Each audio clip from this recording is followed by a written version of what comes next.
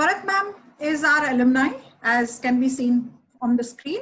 And currently, she is working as a nutrition specialist in UNICEF Chhattisgarh office. And she is a recipient of Jane Bose Award for the Best Paper in Community Nutrition. And prior to her UNICEF Chhattisgarh job, she was also placed in UNICEF Andhra Pradesh, UNICEF Karnataka, UNICEF Bihar, UNICEF Jharkhand, and UNICEF Tamil Nadu. So entire India is in her pocket, I would say. And because she's been working in some of the best places, and she has immense experience in the field of community nutrition. So over to you, madam. Thank you, Vanisha. I'll share my screen first and then begin. Yeah. Good day to all. And before I share my piece of presentation, I would just like to say to many of those whom I am perhaps getting connected for the first time, that my direct association with the department has been for more than 2 decades. And I moved from department to join UNICEF in 2000. So I must thank all the technical coordinating team led by Professor Manisha and Professor Meenakshi, Professor Vanisha, and not to forget the efforts of our Dean, Professor Anjali, who have given me this opportunity to be with you today. So thanks for taking me down the memory lane. I have actually thought of touching upon three major areas through my presentation. One is to share with you what are the key features of the 3 states of Bihar, Tamil Nadu, and Chhattisgarh, which can have direct impact on taking decisions on what the nutrition actions are required through initiatives that we plan under public health nutrition. Just to interrupt, can you make it full screen, please? Yeah. And I'll also quickly take you through the status of services and nutrition status and other practices to get an idea of what are the variations within these 3 states over a period of survey times. And finally, talk about our initiatives, what have been the strategies, our experiences, brief outcomes that were noteworthy. And I would like to spend a little time on the learnings, because each state has given an opportunity to enrich learnings to an extent which could be applied in the other programming settings across various states of the country where I was blessed to be. As you can all see, Bihar, Chhattisgarh, and Tamil Nadu. I don't need to talk much, because even with the names of these states, all of you very well know where Bihar stands at the lowest rung of the Human Development Index and social sector programming achievements. Chhattisgarh is somewhere in between, but has major issues. One of the major concern in the state, which is human-induced disaster, and that is Naxalism. And Tamil Nadu, though I would say is the second progressive state in the country, we still have some issues for which there was an urgent need for UNICEF to intervene, to at least guide the government what best could be done with regard to nutrition programming, along with the ongoing centrally sponsored scheme. So with this, I'll take you to the other features, the other indicators. You can see that Bihar and Chhattisgarh are quite populated. The Bihar state is at the lowest rung of HDI, while you can see that Tamil Nadu happens to be in the upper best 10 districts in the 10 states in the country. Although the population of Chhattisgarh is least, what can be seen is 40% of the population lives below poverty line.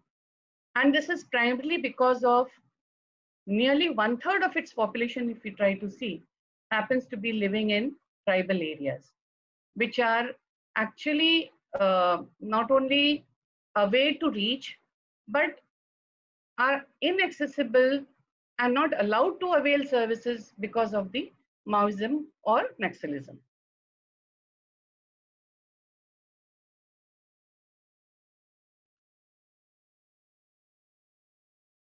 These are the challenges for the states of Bihar and Chhattisgarh, but there are also some opportunities in Tamil Nadu. However, I have grouped it under challenges itself, mainly for the reason that even despite having good infrastructure, adequate funding for nutrition, skilled human resource team, we did have severe problems even advocating, technically advocating to the government what would be best for the children of Tamil Nadu, that had even being progressive state that had problems in severe wasting, which was one of the largest in the country. And this was a surprising trend that we saw in the last national survey. So I'm not going to spend much time on this, but just to make you understand that Tamil Nadu, being the progressive state of the three, was no better with regard to our paving way for successful nutrition programming than Bihar and Chhattisgarh. Just a quick look at the services and nutrition status.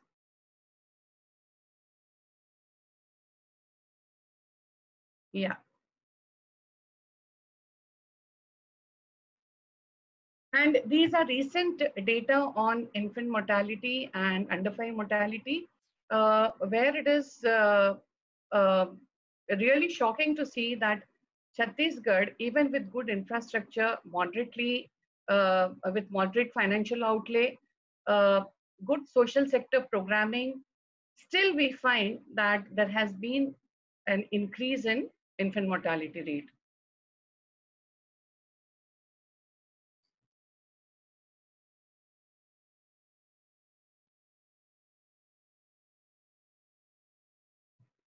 While under 5 mortality, what we see that there has not been much change in what was seen 2 years before and now, because if you look at Tamil Nadu also, which is supposed to be doing very well, the figures are really stagnant. So under 5 mortality, we find that it remains as where it was. If we try to see the nutritional indicators for the 3 states, and over 2 health surveys, what we see that everywhere there is an appreciable reduction.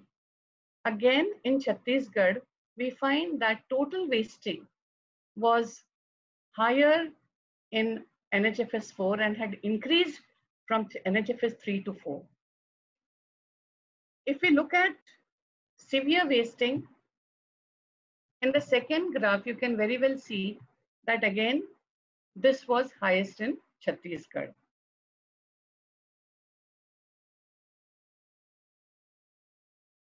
With regard to other antenatal services in the 3 states, we do find some improvements over the 2 surveys. Anemia, although there was some improvements in the reduction of prevalence, Tamil Nadu, you can see, wasn't doing so well and continues to be so even as of today. Exclusive breastfeeding, again, what we find that in NFHS 4, Bihar showed significant improvement. Chhattisgarh to somewhat.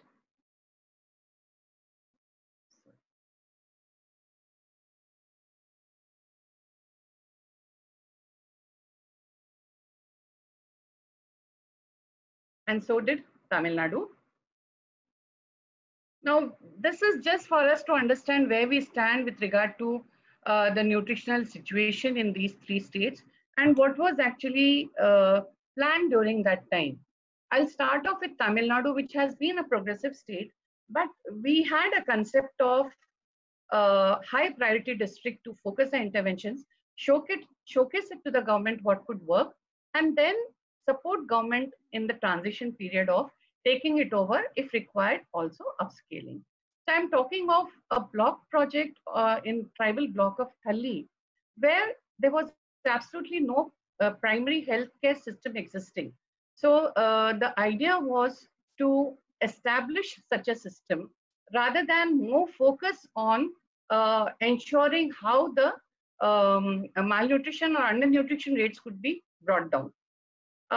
So I have highlighted the problem, which was, sorry, which was in this block. And as you can see, it was higher than the state and the district figures. Strategy was mainly to map the pockets which were difficult to reach, identify platforms which could be established for services delivery, and also decide on approaches and mechanisms that would work.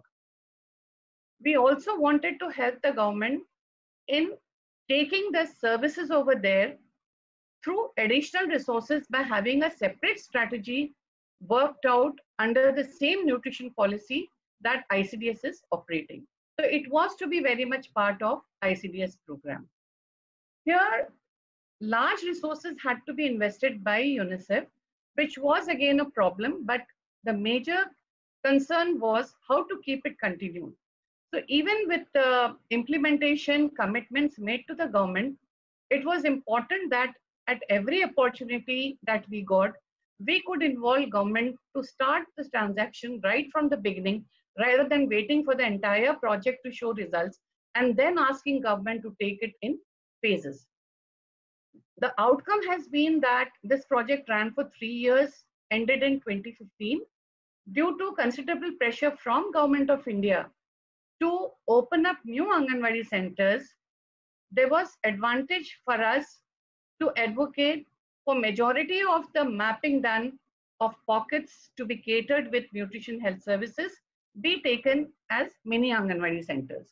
So 76% of the sites were retained, and more than 90% of the HR staff, the staff that was recruited as minimal paid volunteers to carry out and offer services to the community, which was given a month's training to handle this, was absorbed by the ICDS program in these centers. What has been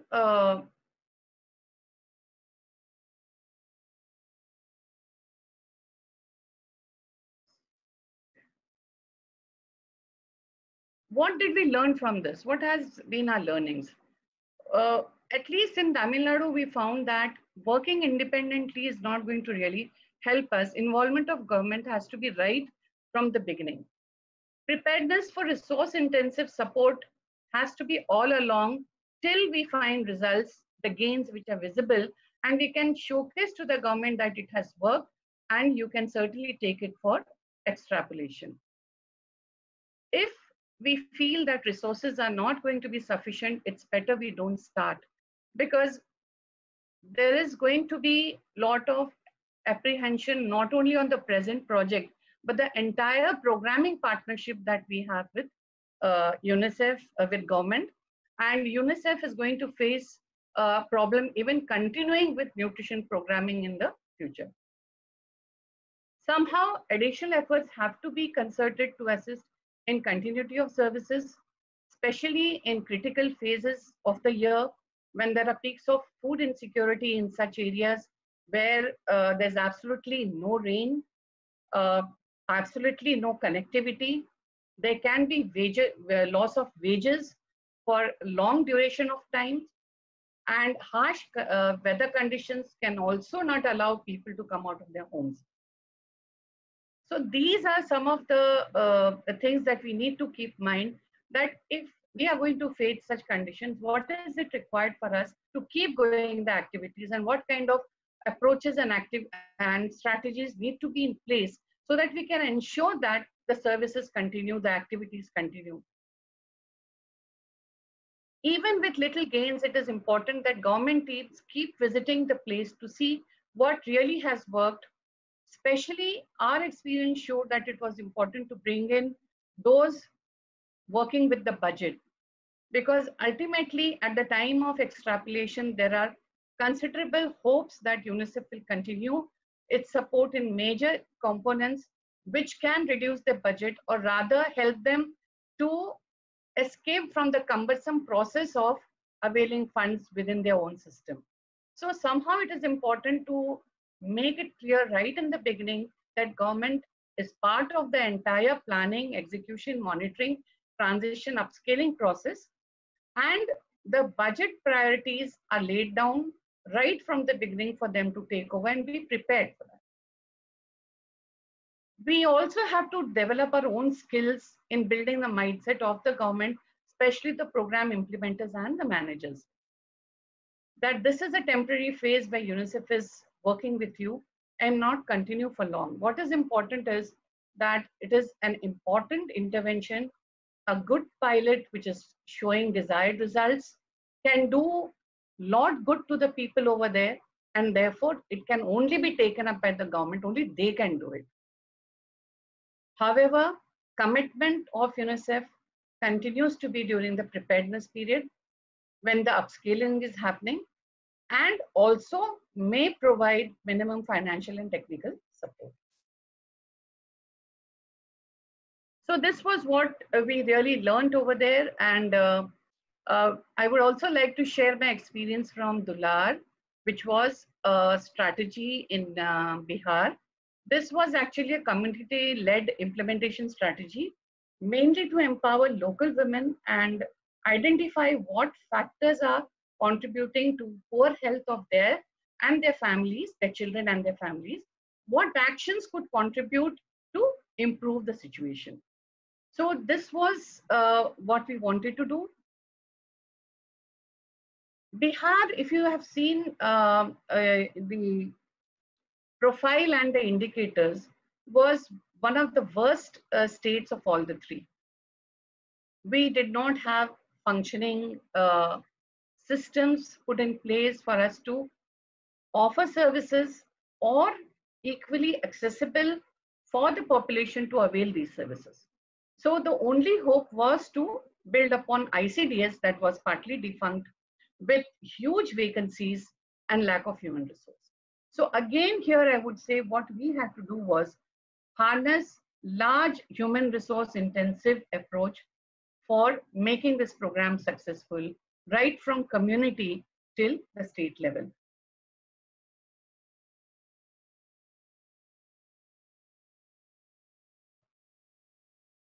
I'll just show you two figures which will actually help us to understand the ICDS Center as Nutrition and Health nodal unit which provides services to everyone in the community, focusing on women, children and adolescents, and one Anganwadi center in the village caters to almost 200 to now 250, 300 houses across. The idea was to somehow segregate pockets within the village and provide responsibility to one senior woman in the community that could be trained, empowered, and supported with skills to carry out partial functions which are doable, that of the worker in the center, in the nutrition health center called Anganwadi Center.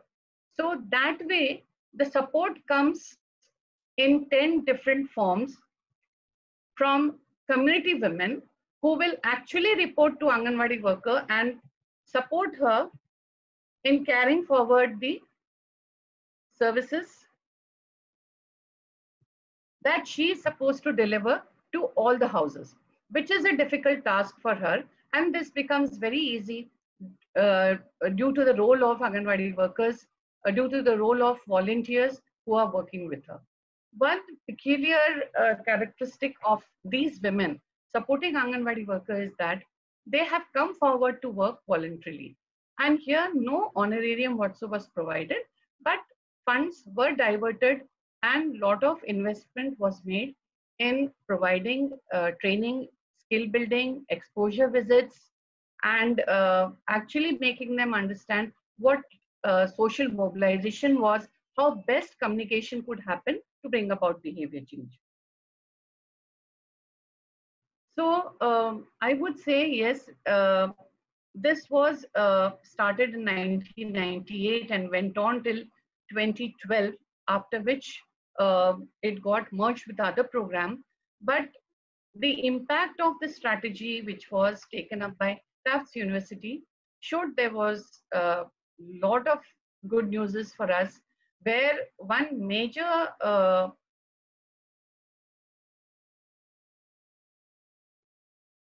achievement was in nutrition status.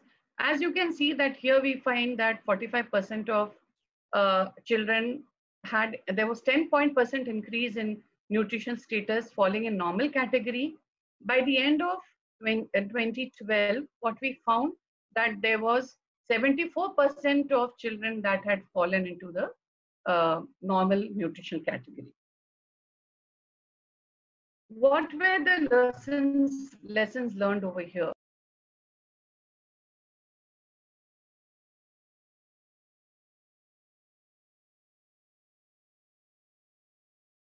We've lost your voice, ma'am.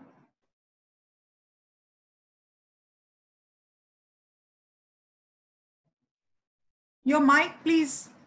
Mic.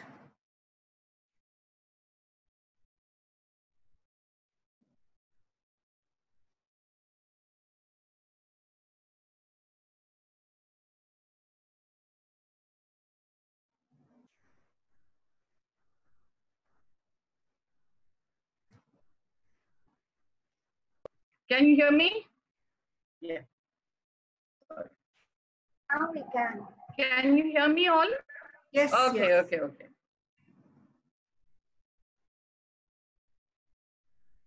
When we find that at the state and district, that is at the meso and at the macro and meso level, we are not able to do much because that will require policy decisions and perhaps a large chunk of funding to be supported for bringing about infrastructural change, focusing on policies that would divert this.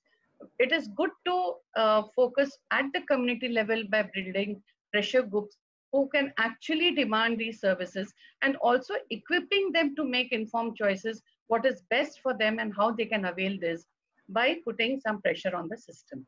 And this was seen to pay large dividends. Although it was good to harness on women groups that were already existing, some of them were also part of self-help groups. But setbacks are seen if men folks are not part of this, because they have considerable influence on making women not to be involved in this for a long time. There's great influence also on them to aspire for something that will be long term. So enthusiasm to be working voluntarily is very short-lived. It will not go beyond a year or so. So it's important that we plan within our strategy, how are we going to give them some gainful employments, or at least provide opportunities to build further so that they have doors open in days to come where some opportunities come up. For example, offer them trainings similar to what Ashas take, or training part content of Anganwadi centers, similar to what has been happening in the ICDS training centers. Offer them recommendations so that whenever the openings come up, not only in government programs, but also if in reputed NGOs, they do get taken up.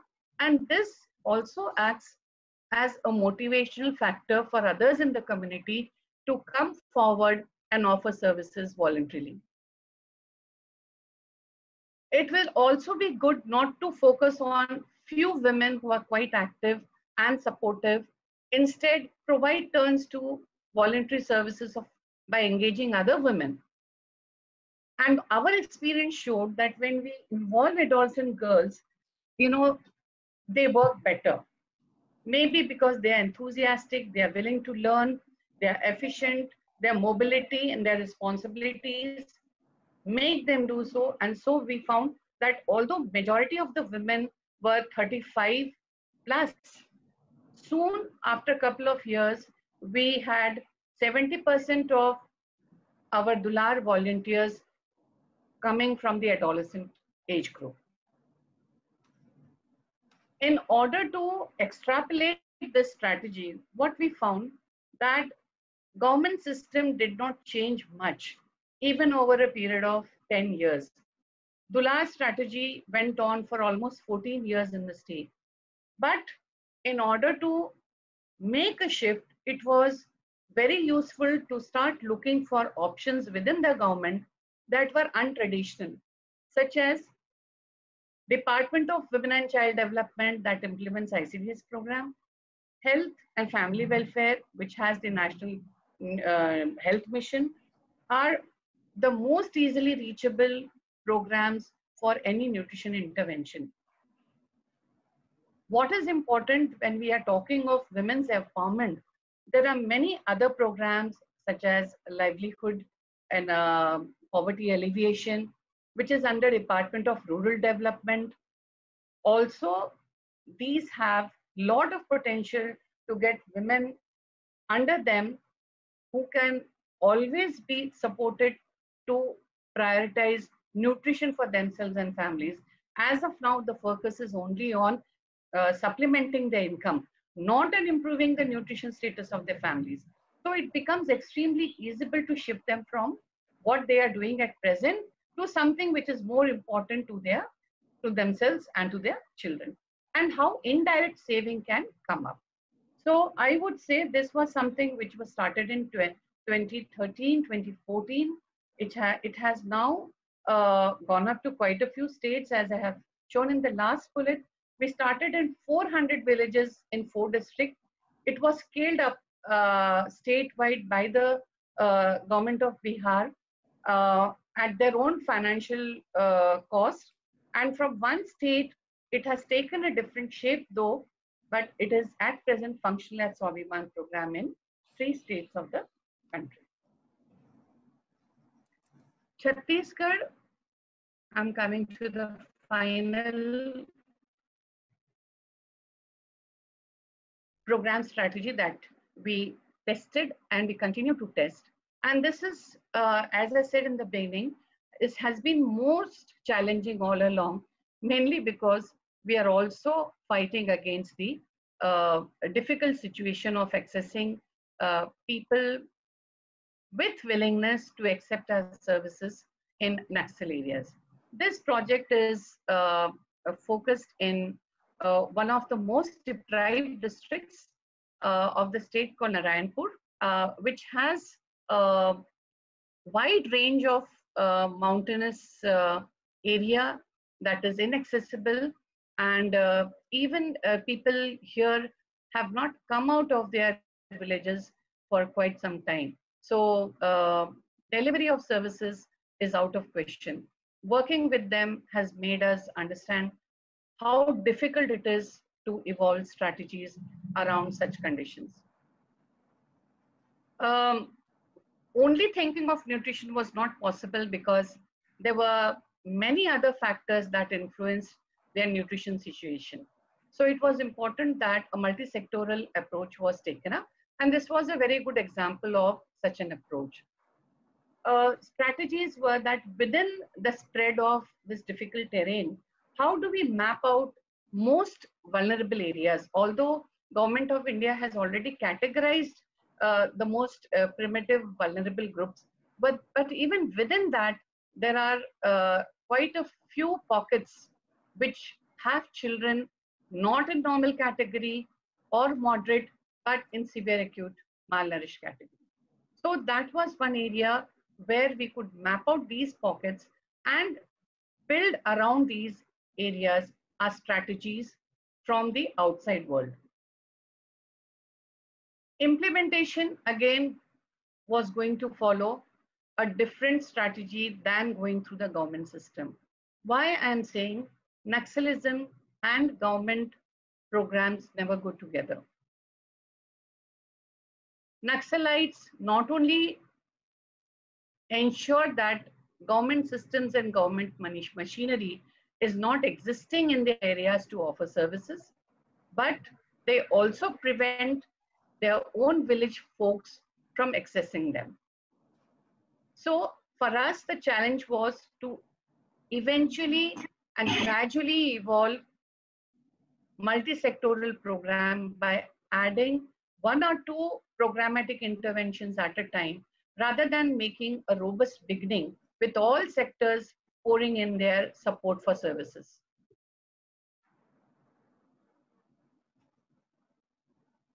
The program started in 2011 and continues till date. We started off with just 209 villages, and the main focus was to initiate NRCs, as the government NRCs functioning in district of Narayanpur, there are 3, they are defunct. They simply have been blasted and they are out of use.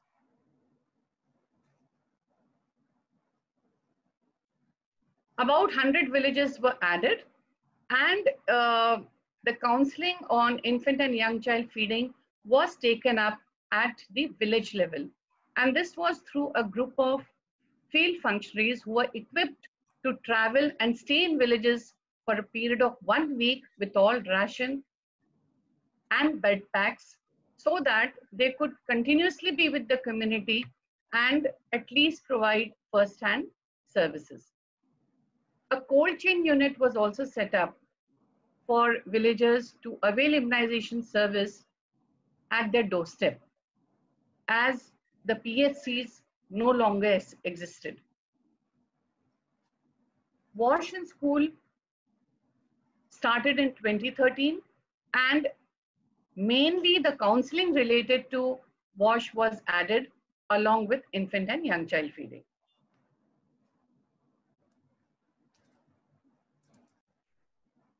Motorbike ambulance was another innovation that was undertaken by UNICEF, and this was mainly to help transportation of women from interior of the villages to the place of delivery. Here I would like to say that government hospital, PHCs or labor rooms available in institutions by the government simply are not existent and do not work. But in order to increase institutional deliveries, this effort was taken mainly because we had identified 2 major organizations. One was faith-based, Ramakrishna Mission Ashram, and we also had one national NGO Sathi working in these 400 villages that actually were highly acceptable by the Naxal communities. They allowed their villages to avail services from them. So it was important for UNICEF to collaborate with them, support them, and in a way we also had to come up with parallel system for services delivery. And this is how we also came up with a number of interventions that were exclusively between partnership of the NGOs and UNICEF. Any association with the government would keep us out of reaching out to the vulnerable population groups in this area. Early referral centers were established mainly for women who were at risk, and they were kept here at least for 15 days before they could go and deliver. Excuse me, we also started off with wrap up now. Please wrap up, Farat. Yeah, sure. And of course, today our focus is on severe acute malnutrition reduction through NRC set up by us, and also continuing to talk about IYCF practices. What were the learnings? This is I'll take this as the last slide. I've already covered most of it, that Naxals control villages on accessing services, any nutrition, health or education. the situation is highly compounded, and it is important for us to know what strategy is going to work is going to be very difficult to work out, because even if we want to, sizable population is denied to come and take these services. And I have talked of the alternate options that are available over there, which we harnessed. It's very difficult to make a choice, because if you're working with the faith-based organization and NGO, government support becomes very limited. And if we try to involve government in taking over some of the support provided to establish systems, then the people are not willing to accept it. Difficult to think of transition. Very high investments required, because you are really setting up parallel systems. Like for NRCs, we really had to build up NRCs with all civic amenities, staff paid from UNICEF, and run the entire protocol with supplies and medicines. Limited physical access. There are safety issues which can happen anytime. So there's constant fear of being with them. And of course, the natural hazards are also adding to this difficulty. You cannot think of projects or pilots, because we are there for 14 years and it is as good as a government program continues to be so.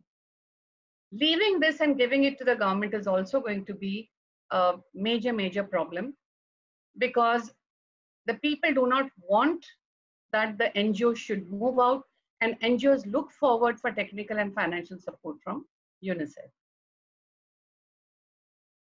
Additional resources from available outlets such as the District Mineral Fund, which is one of the richest in the state, is also too small to cover the cost and can only be met by the government. So UNICEF, as of now, is continuing, but it has already made up, I would say, a roadmap of existing in 2 years from now. So these were some of the considerations for this particular project, and we continue to be associated with them. So thank you so much once again.